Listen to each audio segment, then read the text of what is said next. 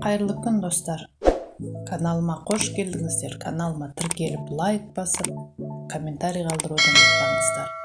Бүгін біз творог қосылған шоколадты пирог дайындайтын боламыз. Оны дайындау үшін барлық құрамын описанияға қалдырып кететін боламыз. Описаниядан қарап жасасаңыздар болады. Ол үшін осындай дайын шоколадты майымызды ерітуге қойып аламыз. Ол еріп болғаннан кейін суытамыз, және суып жатқан кезінде біз осындай жұмыртқамызды, шекерімізді біртіндеп салып отырып, осылай миксерлеп аламыз. Әбден көпіргенше миксерлеп алып, кішкене ванильный сахар қосамыз.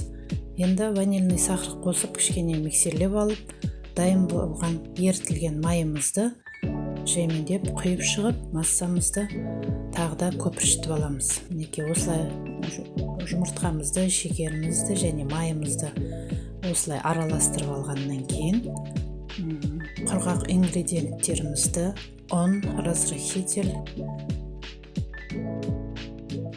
және тұзымызды салып, осылай дайын болған массамызға қосып, біртіндеп араластырып аламыз.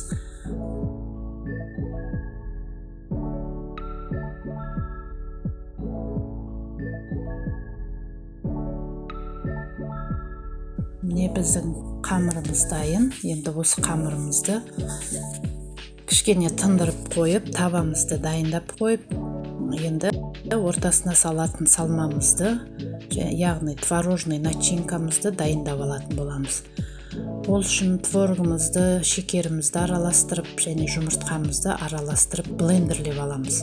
Кішкене ванилин қосып, дәмін келтіріп, араластырып алғаннан кейін табамызға пергамент қағазын жайып, қамырымыздың жартысын құйып шығамыз.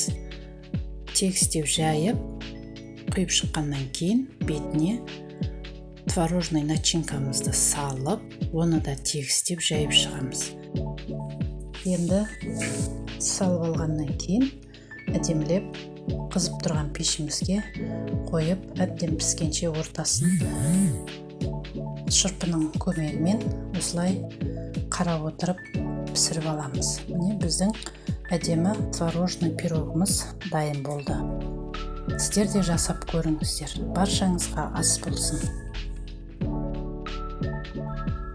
Егер менің видеом ұнаса, каналыма тіркеліп, лайк басып, комментарий қалдыруды ұмытпаңыздар. Алда көптеген видеолармен, видео рецепттермен бөлісіп отыратын боламын.